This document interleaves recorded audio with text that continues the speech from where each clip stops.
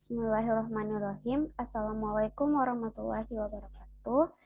Perkenalkan, nama saya Suruni Abdillah dengan NIM 22002266. Saya dari sesi 132 Manajemen Perpustakaan. Baiklah, pada video kali ini saya ingin menampilkan presentasi saya mengenai ringkasan buku yang berjudul yaitu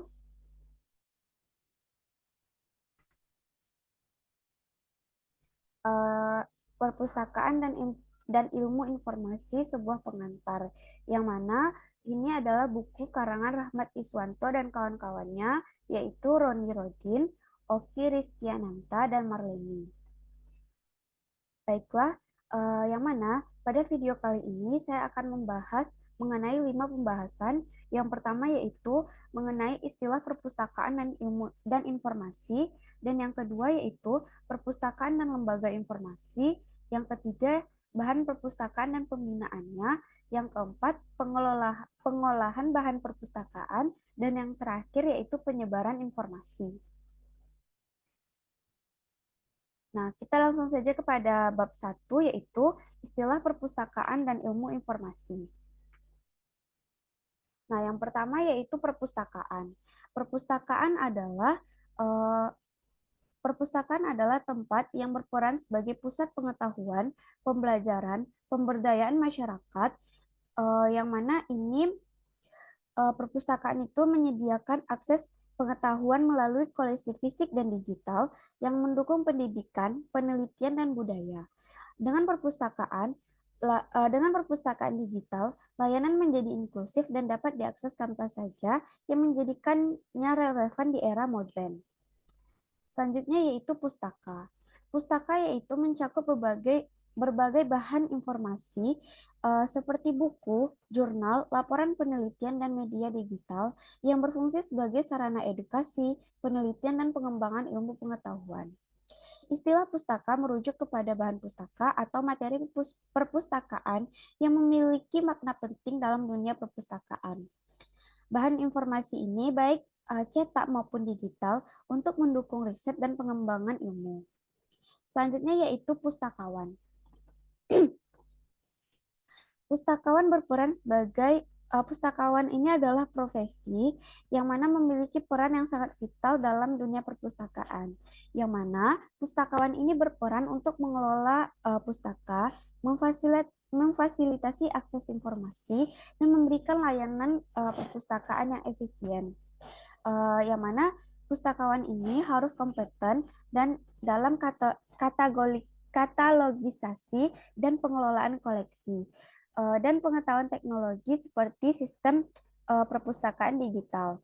Pustakawan ini adalah fasilitator yang membantu pemustaka mencari dan mengevaluasi serta memanfaatkan informasi dan memberikan pelatihan literasi informasi. Selanjutnya yaitu kepustakawanan. Kepustakawanan adalah bidang yang menggabungkan ilmu perpustakaan dan keterampilan praktis untuk mengelola informasi baik fisik maupun digital.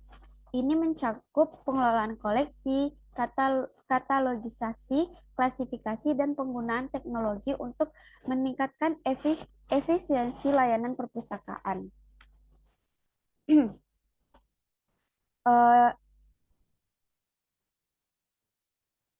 Dengan sistem otomatis dan layanan digital seperti perpustakaan digital, e-book, dan layanan berbasis web, kepustakawan memudahkan pemustaka mengakses informasi secara fleksibel. Selain itu, kepustakawanan berfokus pada inovasi dan pengembangan literasi informasi yang mendukung pendidikan, penelitian, dan pemberdayaan masyarakat. Selanjutnya yaitu adalah pemustaka. Pemustaka adalah pengguna perpustakaan yang memanfaatkan layanan untuk mengakses informasi baik secara fisik maupun digital, yang mana pemustaka ini berhak mendapatkan layanan yang baik dan informasi yang akurat, serta memiliki kewajiban untuk menjaga koleksi yang ada di perpustakaan. Selanjutnya yaitu koleksi perpustakaan. Koleksi perpustakaan merujuk pada semua informasi yang tersedia dalam bentuk karya tulis, cetak, atau rekam yang disusun untuk digunakan oleh pemustaka.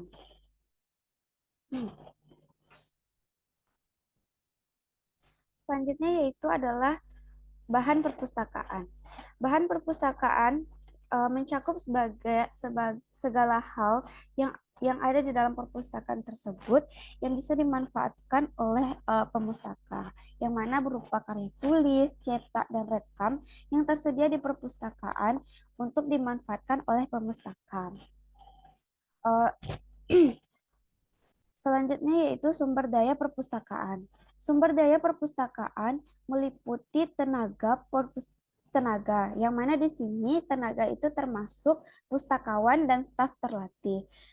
Selanjutnya yaitu sarana. Sarana di sini adalah yaitu tersedianya ruang baca, rak buku, dan komputer. Yang selanjutnya yaitu prasarana. Prasarana dan dana yang untuk mendukung operasional perpustakaan. Dengan sumber daya yang memadai, perpustakaan dapat memberikan layanan optimal dan beradaptasi dengan perkembangan teknologi serta kebutuhan pemustaka. Selanjutnya yaitu informasi terekam. Informasi terekam mencakup informasi yang disimpan dalam media cetak, buku atau jurnal, dan non cetak yaitu rekaman suara, video, dan file digital. Selanjutnya masuk kepada bab 2, yaitu perpustakaan dan lembaga informasi. Yang pertama yaitu definisi perpustakaan. Perpustakaan ini tidak hanya berfungsi sebagai tempat untuk menyimpan koleksi buku, tetapi juga sebagai pusat pengetahuan, kreativitas, dan inovasi. Perpustakaan dalam konteks yang lebih luas tidak hanya terbatas pada pemeliharaan koleksi buku atau dokumen, tetapi juga menjadi wadah untuk berkembangnya pengetahuan dan kreativitas serta inovasi. Dalam konteks modern, perpustakaan dapat mengadopsi teknologi untuk menawarkan layanan canggih seperti katalog digital dan akses berbasis internet, yang mana ini memudahkan pengguna mengakses informasi di kapan saja. Selain itu, pemustaka berperan dalam kesetaraan akses informasi, terutama di negara berkembang, serta mendorong literasi informasi. Perpustakaan juga memainkan peran strategis dalam pendidikan dan pemberdayaan masyarakat dengan pustakawan yang terlatih memberikan panduan dan pelatihan literasi informasi. Selanjutnya yaitu tugas perpustakaan. Tugas perpustakaan itu sangat kompleks dan multidimensional, mencakup akses pengelolaan informasi, pelestarian budaya, penyediaan layanan yang responsif, serta pemberdayaan masyarakat melalui pendidikan dan pelatihan. Dengan terus berinovasi dan beradaptasi dengan perkembangan zaman, perpustakaan tetap menjadi pusat yang tak ternilai bagi pengembangan pengetahuan dan pemenuhan kebutuhan informasi ke masyarakat. Perpustakaan perpustakaan akan terus berperan sebagai ruang inklusif yang mendukung transformasi sosial dan kemajuan ilmiah dalam masyarakat yang semakin global dan terhubung secara digital. Selanjutnya yaitu fungsi perpustakaan. Yang pertama yaitu fungsi edukatif.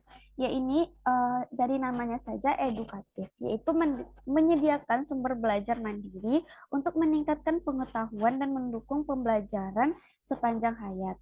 Yang kedua yaitu informatif.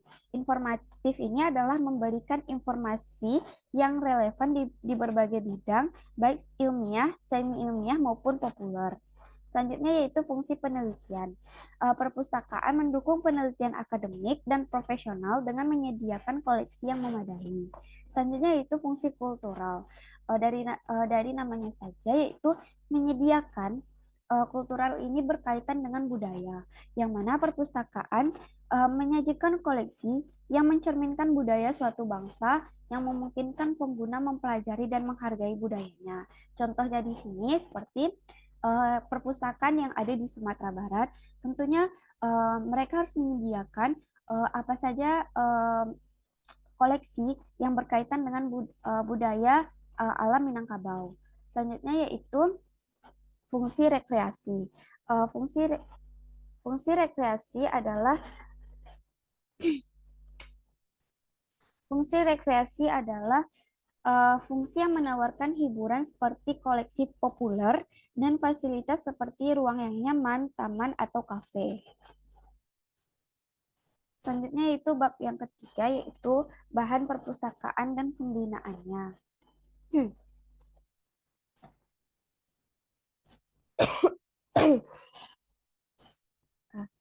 Bahan perpustakaan meliputi berbagai jenis yang mendukung fungsi perpustakaan sebagai pusat informasi, eh, baik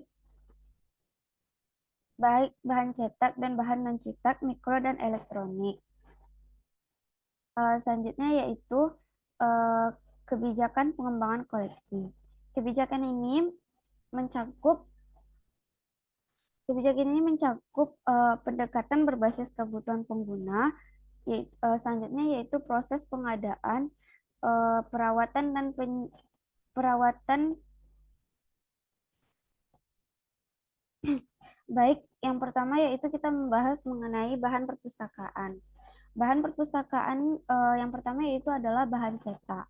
Bahan cetak yaitu buku dan terbitan berkala yang tetap penting karena kendalanya sebagai sumber informasi yang terstruktur dan mudah diakses.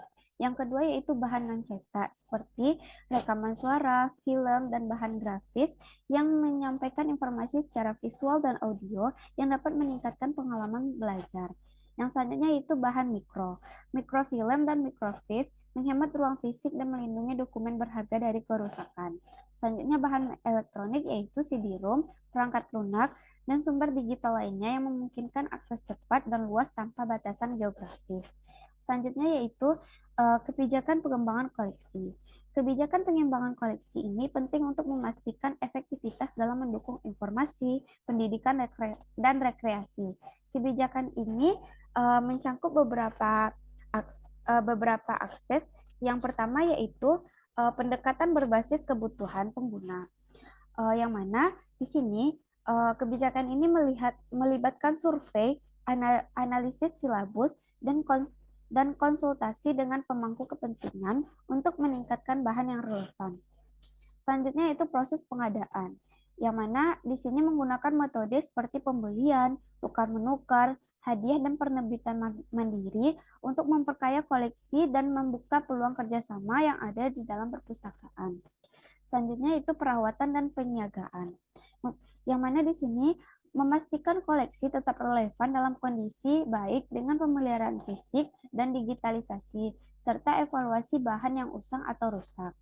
Selanjutnya yaitu evaluasi berkelanjutan, yang mana menilai sejauh mana koleksi memenuhi kebutuhan pengguna, memperbaiki kekurangan, dan membuat keputusan strategis untuk pengadaan dan pengelolaan jangka panjang. Selanjutnya yaitu seleksi. Seleksi adalah proses krusial untuk meningkatkan kualitas dan relevansi koleksi. Yang mana seleksi bahan perpustakaan ini terbagi atas berbagai tahap. Yang pertama yaitu relevansi, yang mana koleksi harus sesuai yang mana koleksi harus sesuai dengan kebutuhan pengguna seperti siswa, mahasiswa, dan masyarakat. Alat bantu seperti silabus, katalog, dan basis data membantu pustakawan dalam memilih bahan yang relevan. Yang selanjutnya yaitu kelengkapan koleksi. Perpustakaan harus memiliki koleksi yang mencakup berbagai bidang ilmu untuk mendukung kebutuhan multidisiplin pengguna. Yang selanjutnya yaitu kemutakhiran. Perpustakaan harus terus-menerus memperbarui koleksinya dengan informasi terbaru dan mendukung pembelajaran yang up-to-date. Selanjutnya, kolaborasi. Dialog antara pustakawan, pengajar, dan pengguna penting untuk memastikan koleksi memenuhi kebutuhan nyata dan aspirasi komunitas. Selanjutnya yaitu pengadaan bahan perpustakaan. Proses penting dalam pengembangan koleksi perpustakaan, beberapa metode pengadaan yang digunakan adalah yang pertama yaitu pembelian. Pembelian yaitu perpustakaan membeli bahan perpustakaan langsung dari penerbit atau agen, yang mana nanti dipastikan dulu bahan tersebut sesuai dengan kebutuhan pengguna serta berkualitas. Yang selanjutnya yaitu pengadaan dengan cara hadiah dan donasi.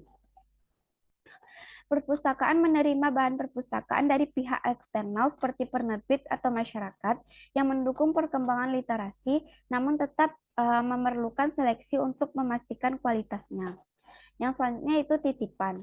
Perpustakaan menerima bahan pustaka secara sementara dari individu atau lembaga lain yang berguna untuk memenuhi kebutuhan pengguna dalam periode tertentu. Selanjutnya itu tukar-menukar. Perpustakaan saling bertukar koleksi dengan perpustakaan lain untuk mengoptimalkan bahan pustaka yang ada tanpa menambah anggaran. Selanjutnya itu terbitan sendiri.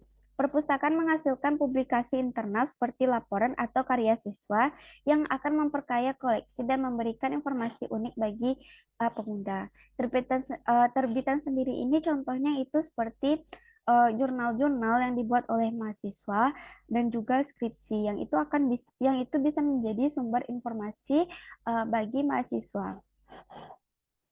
Selanjutnya yaitu stock of name.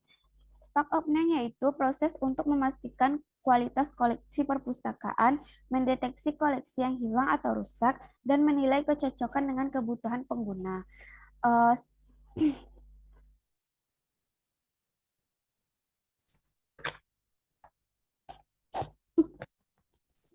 Aku angsa tul manggaduden.